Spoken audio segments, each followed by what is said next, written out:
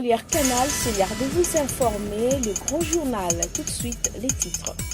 Au sommaire de ce journal, l'ouverture de la première édition de la conférence Risque Pays RDC, organisée à l'initiative du ministère des Finances avec la collaboration de la plateforme du dialogue public et privé.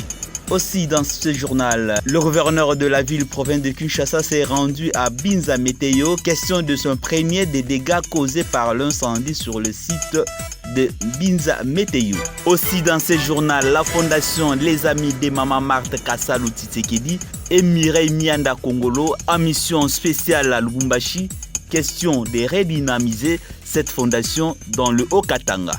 C'est tout pour le sommaire, le journal à Situmba. Le chef du gouvernement Jean-Michel Samaloukonde a présidé à l'espace Kemecha à Gombe la cérémonie d'ouverture de la première édition de la conférence Pays Risque RDC organisée à l'initiative du ministre de Finances avec la collaboration de plateformes du dialogue public-privé sous l'impulsion du chef de l'État. C'était en présence de quelques membres du gouvernement, le gouverneur de la ville-province de Kinshasa, du président de la Fédération des entreprises du Congo. Suivait. L'objectif principal de cette conférence, qui connaît la participation de plusieurs personnalités du monde politique, économique et de la société civile, est de donner une perspective de l'interprétation des risques du pays. Elle aborde de problématiques soulevées dans le tout premier rapport risque pays de la République démocratique du Congo. Notons que les risques pays constituent l'ensemble de facteurs internes et externes susceptibles d'impacter l'activité économique, politique et sociale d'un pays. Le tout premier rapport sur la cartographie des risques pays de la RDC est présenté à cette occasion par Stanislas Zézé, PDG de Bloomfield Investment Corporation, perçoit à long terme une amélioration sensible du climat des affaires en RDC. La RDC a obtenu une notation globale de 5.1, ce qui constitue un résultat satisfaisant, même si beaucoup reste à faire en cette matière. Dans sa réplique à ces rapports, le ministre des Finances Nicolas Kazadi a salué à sa juste valeur les conclusions de Bloomfield, tout en apportant de remarques importantes sur les performances et les réformes en cours de réalisation au pays. Il a souligné la détermination du gouvernement à tout mettre en œuvre pour améliorer sensiblement la situation, car depuis plusieurs mois, le pays s'est inscrit dans la voie de poursuivre un travail d'amélioration de sa notation.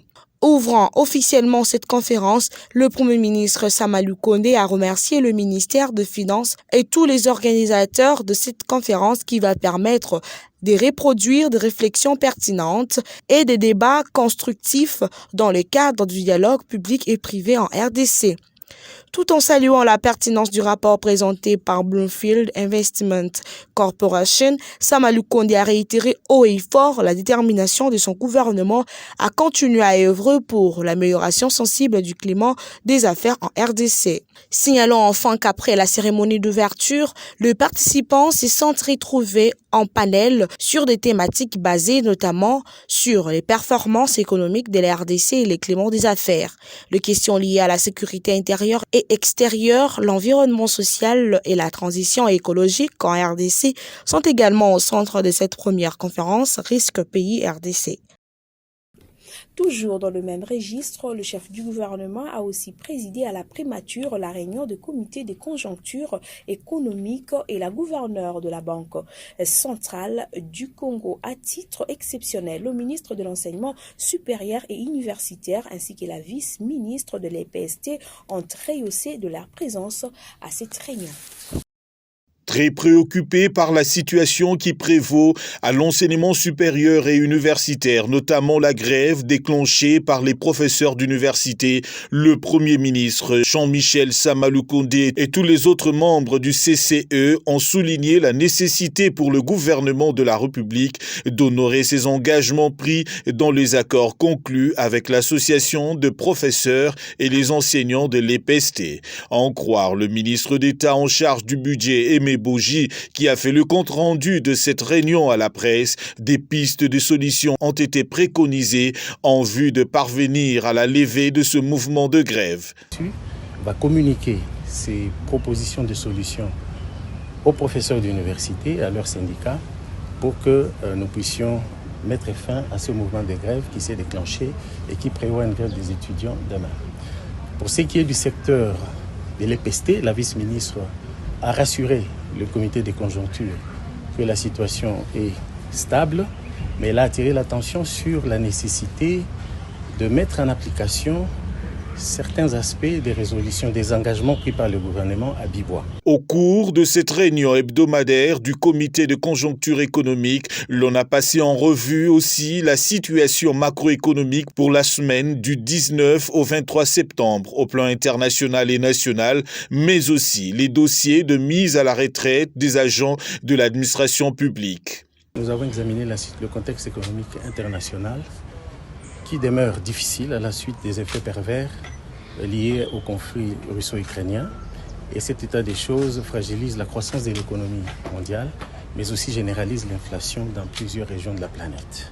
Concernant le contexte national, il a été observé la signature des ordonnances portant mise à la retraite et admission à l'éméritat de secrétaires généraux de l'administration publique et à la mise à la retraite et admission à l'honorariat des agents de carrière de service public de l'État. Dans cette première vague, 4 406 fonctionnaires ont été mis à la retraite, parmi lesquels on compte 37 secrétaires généraux et 319 directeurs. Cette première vague va faciliter non seulement le dégagement des espaces budgétaires qui vont permettre l'intégration des nouvelles unités, mais le rajeunissement des fonctionnaires de l'État. Mais aussi, ce processus va continuer parce que l'État congolais veut atteindre 10 000 fonctionnaires.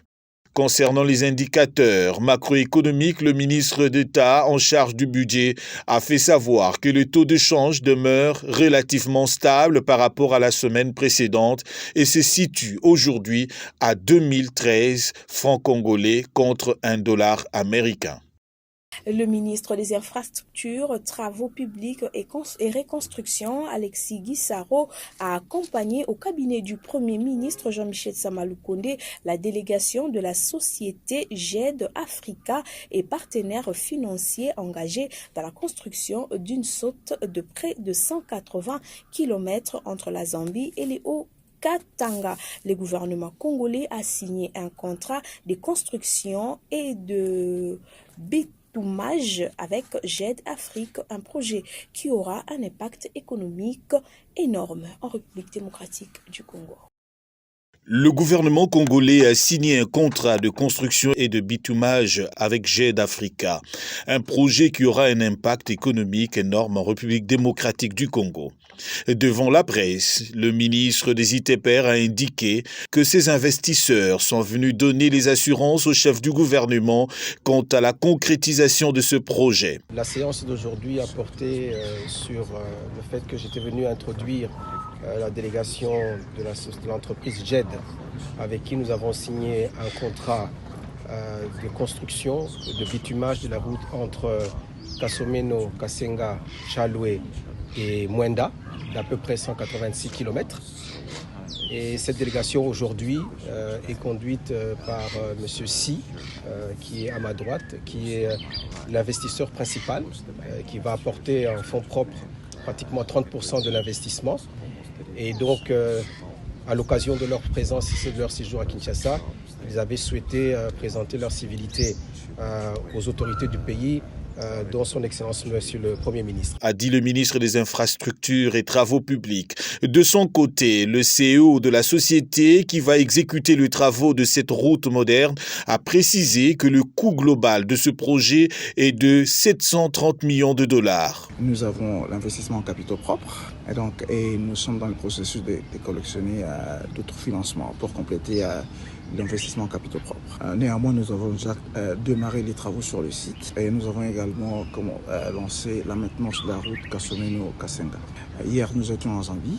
Nous avons eu l'opportunité de rencontrer le président de la République de Zambie. Aujourd'hui, nous sommes ici à Kinshasa. Donc, nous avons également reçu l'hospitalité et le soutien du gouvernement de la République démocratique du Congo. A confié le CEO de GED Africa, et ce avant de préciser que l'investisseur principal, M. Suisse Laszlo, a déjà mobilisé plus de 230 millions de dollars pour le développement de ce projet dans le délai. La plénière a examiné et a adopté les projets de loi portant prorogation de l'état de siège dans les provinces du Nord Kivu et de l'Ituri, ainsi que 20 projets de loi pris par le chef de l'État pendant la période d'habilitation. Suivez. Si pour les ordonnances loi, tous les exposés des motifs ont été votés, article par article, pour les projets de loi portant prorogation de l'état de siège, le vote nominal a été requis. Cependant, avant le vote, plusieurs députés ont souhaité que les prochaines prorogations fassent l'objet d'un éclairage et recommandations de la Commission Défense et Sécurité sur l'opportunité ou non de cette mesure d'exception. D'autres encore ont déploré les faiblesses ainsi que les dysfonctionnements observés dans l'appareil de sécurité du pays. D'autres encore ont appelé le chef de l'État à écouter l'opinion qui ne trouve pas son compte dans cette mesure d'exception, laquelle n'a pas permis d'atteindre les objectifs. À la place, cette opinion réclame plutôt un état d'urgence, car, à ses yeux, cette mesure serait mieux indiquée afin de restaurer l'autorité politico-administrative civile et laisse les militaires s'occuper des opérations militaires. D'autre part, le 20 projet de loi portant ratification des ordonnances loi prises par le chef de l'État durant la période d'habilitation ont été adoptées in globo. Au nombre de ces lois figure notamment le projet de loi relative à la ratification de l'ordonnance loi numéro 22/016 du 27 juillet 2022 portant autorisation et ratification de l'accord de coopération technique et économique dans le domaine des investissements d'infrastructures entre la RDC et l'État du Qatar. Le projet de loi portant ratification de l'ordonnance loi numéro 22/017 du 27 juillet 2022 autorisant la ratification de la Convention en vue d'éviter la double imposition afin d'éviter la fraude et l'évasion fiscale en matière d'impôts. Projet de loi portant ratification de loi numéro 22/019 du 28 juillet 2022 portant programmation militaire 22-25. La délégation gouvernementale était composée des 4 ministres, à savoir Eustache Moanzi, ministre d'État, ministre de petites et moyennes entreprises, chef de délégation, Désiré Cachemire Eberande Kolongele, ministre du numérique, Gilbert Kabanda, ministre de la Défense, Anne-Marie Karoumé, ministre chargé des relations avec le Parlement. Le président de la Chambre basse du Parlement, Christophe Mbosso, a reçu en audience une importante délégation de l'entreprise britannique Wanson Group, fournisseur de technologies dans l'industrie minière. Les échanges ont porté sur l'évaluation de la possibilité de relancer la sidérurgie de Maluku. Suivez. Une importante délégation de l'entreprise britannique Wanson Group, fournisseur de technologies dans l'industrie minière, a été reçue par le président de l'Assemblée nationale. Au sortir de l'audience, Sam Shankman, Lordship et Wanson Group a déclaré: Nous voulons apporter des investissements et la technologie dans la République démocratique du Congo. Nous avons parlé aussi de sa visite récente à Londres pour les funérailles de la reine. Et nous avons parlé aussi des modalités de travail en commun de la République démocratique du Congo avec l'Angleterre. Nous avons parlé spécifiquement de la sidérurgie de la République démocratique du Congo. Et nous avons aussi parlé de l'importance que ce pays puisse avoir un secteur florissant de l'industrie sidérurgique. Il faut également préciser que la délégation de Wanson Group était introduite auprès du président de la Chambre basse du Parlement par l'élu national Célestin Bouyou. Le député national de Malemba Nkulu dirige en privé un bureau d'études SIM Consulting spécialisé dans le service dans le mine, les hydrocarbures, manufacture et environnement. C'est SIM Consulting qui accompagne et accorde le facilité à la firme britannique qui s'intéresse aux possibilités d'investir dans la sidérurgie de Maluku ainsi que l'extraction du fer, la matière première de l'industrie sidérurgique, a-t-il précisé. Après Kinshasa et la visite du site de Maluku, la délégation Essan Group se rendra également dans le Katanga pour explorer d'autres opportunités d'investissement dans les secteurs miniers en République démocratique du Congo.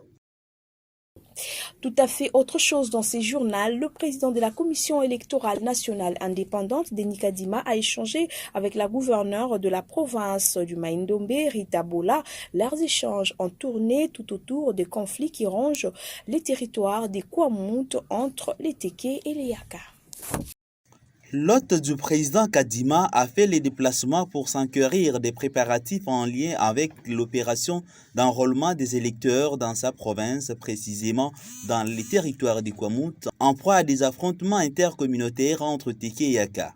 Ouais, voilà, nous sommes venus à la CENI pour un peu en savoir plus en ce qui concerne l'enrôlement des électeurs qui se fera bientôt. Nous venons avoir des assurances pour notre territoire de Kwamount, qui est un peu dépeuplé. Rita Bola a renchéri.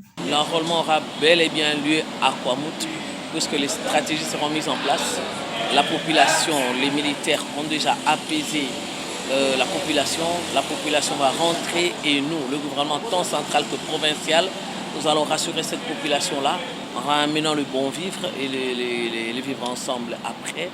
Et puis il y aura bien et bien des élections et l'enrôlement à Kwamount. Faisant part des assurances reçues de la part du président de la CENI, la gouverneure de Mai-Ndombe s'est dit confiante. La commission d'intégrité et de médiation CIME que dirige le pasteur Dodo Kamba a été reçue en audience par le secrétaire général du parti lumumbiste unifié Willy Makiashi à son bureau privé à la cité du Fleuve. Au menu de leur échange, l'organisation des élections libres démocratiques dans les délais constitutionnels. Le pasteur Dodo Kamba, à la tête d'une forte délégation, a rencontré le secrétaire général du parti lumumbiste unifié, le professeur Willy Makiashi, le samedi 24 septembre 2022 dans son cabinet privé situé dans l'enclos de la cité du Fleuve. Depuis quelques jours, ces responsables des églises de réveil en République démocratique du Congo a initié une série de consultations auprès des responsables de partis de l'échiquier politique congolais. Ici et là, et contre vents et marées, ils sollicitent les avis, conseils, recommandations des uns des autres, conformément à la mission assignée à la CIME dont il a l'honneur de diriger. Cette fois-ci, c'est les Palous qui ouvrent la porte.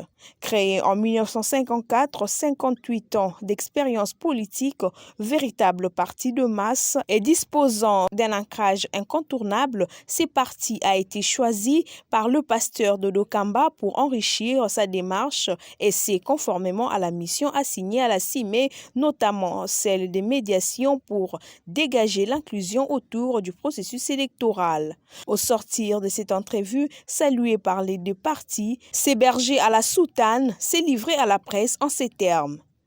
Nous avons pensé entreprendre cette démarche et c'est dans ce cadre que nous avons adressé une correspondance au secrétaire général du Palou et chef du parti. Et il nous a répondu favorablement, nous sommes arrivés et bien accueillis et tout s'est très bien passé. Dodo Kamba a salué l'ouverture d'esprit du professeur Willy Makiashi et sa considération vis-à-vis de la CIME. À son tour, Willy Makiashi a invité le responsable de la CIME et ceux de la centrale électorale d'être réellement au service du peuple en organisant des élections dans le délai conformément à la constitution de la RDC. En outre, il a tiré l'attention du pasteur Dodo Kamba d'identifier sans esprit partisan tous les éléments qui constituent l'obstacle au risque d'entraver les processus électoral déjà enclenché. Par ailleurs, le numéro 1 du Palou a insisté sur le rôle pastoral de l'Église et celui de la société civile qui ont milité à l'élection de membres actuels de la CENI. Il a fustigé tout discours faisant recours au dialogue inopportun, lesquels aboutissent souvent aux rébellions du genre M23 issues du partage des gâteaux, selon Willy Makiashi.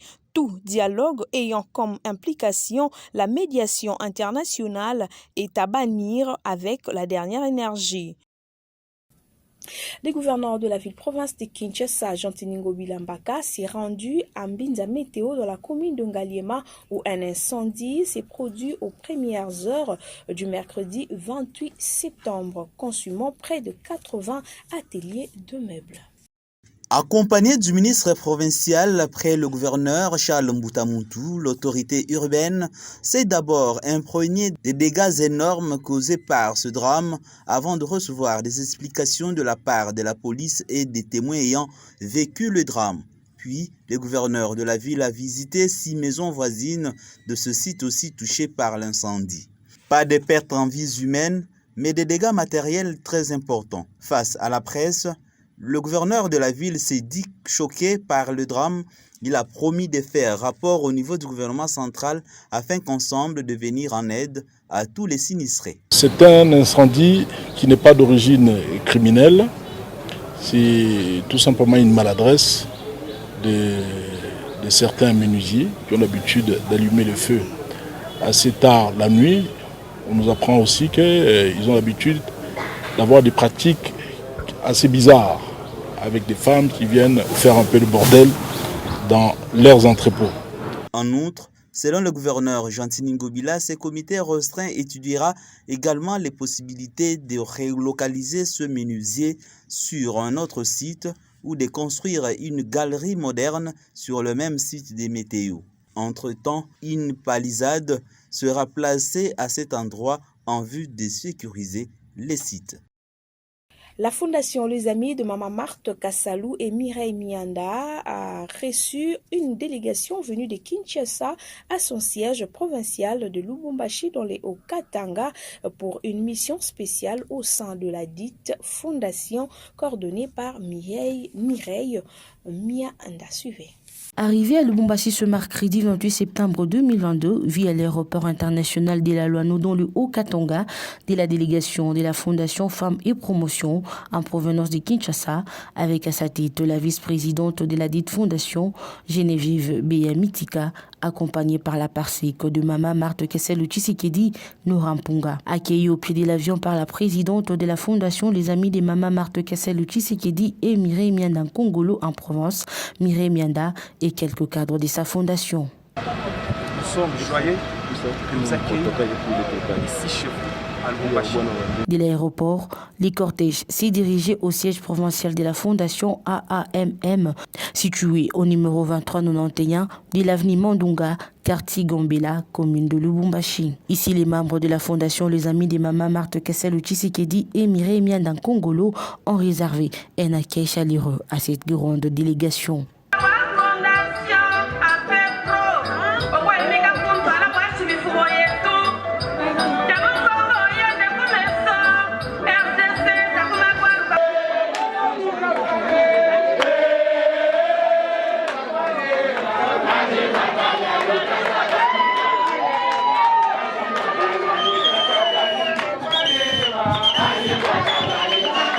Pris la parole, Mireille Mianda a passé à la présentation de ses invités de marque.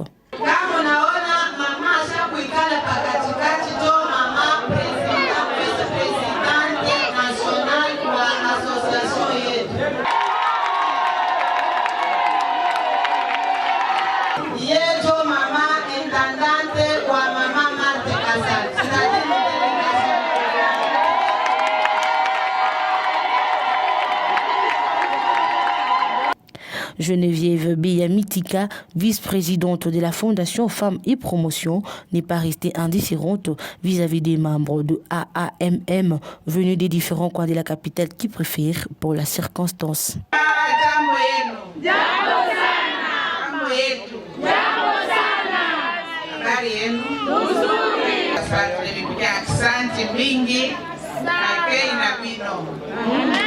Franchement, si vous allez sempre acabar bem isso. En tout cas, asante sana.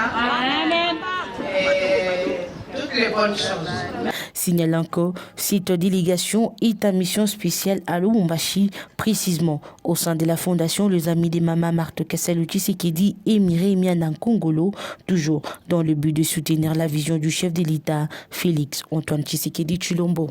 L'administrateur du territoire des Koutou, Nestor Kamania, a lancé le processus des travaux de restitution des assises de la revue annuelle des performances tenues à Kinshasa par le ministre national de l'EPST, Tony Mwaba. Au nom de son Excellence, Monsieur le Président de la République, au nom de son Excellence, Madame le Gouverneur de province de Maïndomé, je déclare ouvert la grande réunion de restitution des assises de la revue annuelle des performances nationales 2022. C'est en ces termes que l'administrateur du territoire de Koutou a donné le go des travaux de restitution de la revue annuelle des performances tenue à Kinshasa par le ministre national de l'enseignement primaire, secondaire et technique, Tony Mwaba Kazadi. Prenant parole en premier, le directeur de la province éducationnelle Maïndomé 3 a appelé tous les intervenants dans le système éducatif de sa juridiction à conjuguer les efforts pour combattre les antivaleurs en milieu scolaire sur toutes ses formes. Nous avons beaucoup insisté sur la consolidation et la pérennisation de la gratuité, qui est d'ailleurs non négociable, et surtout sur les antivaleurs qui rongent notre système éducatif, même ici chez nous à Maïno. Nous avons demandé à tous les formateurs de punir sévèrement ceux qui ne vont pas se conformer et d'encourager ceux qui sont dans les normes. À l'école Malater, qui ont promis de se mettre au travail pour bien travailler et l'année scolaire 2022-2023. Toutes les autorités provinciales, tout le monde doit fermer son bureau pour être sur le terrain et voir réellement qu'est-ce qui se passe sur le terrain dans les écoles, surtout pour dénicher et sanctionner les antivaleurs, parce que nous voulons que tout change et on parle quand même de l'EPST qui fonctionne bien à Maïno.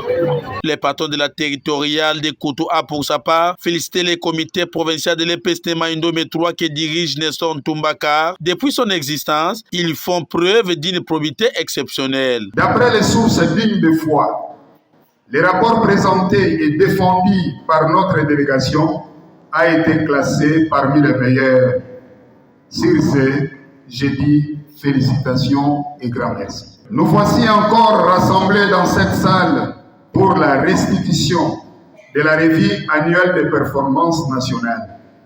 Je demande aux participants d'être attentifs pour bien assimiler la matière afin que la mise en pratique soit facile. Ici est de préciser que ces travaux s'étendront par direction où chaque responsable du secteur éducatif sera en face de ses collaborateurs pour se dire des choses. Sur ce, je déclare clos l'exposé de la RAP annuelle de performance 2022.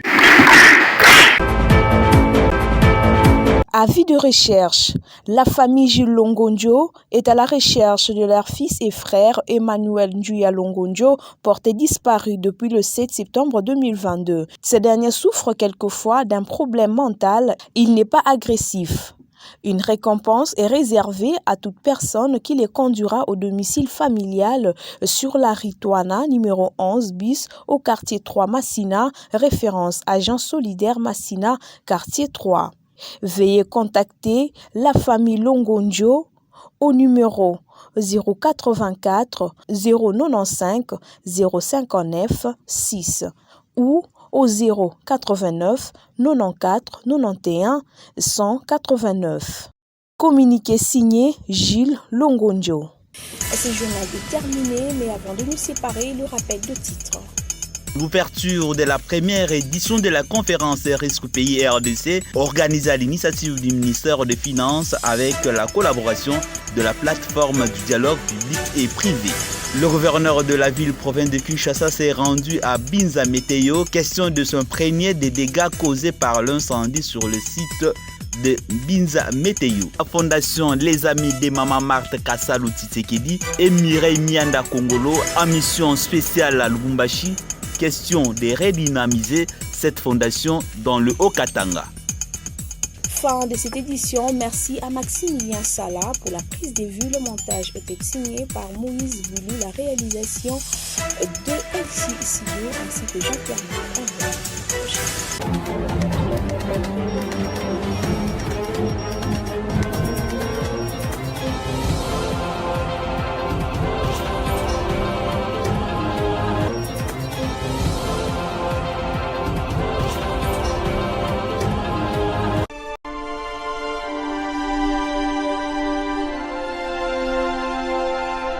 je suis clairvoyant. Puisqu'un désastre peut me surprendre, je dois toujours protéger mon patrimoine, mes biens meubles et immeubles, ma voiture, mon magasin, mon chantier, la scolarité de mes enfants.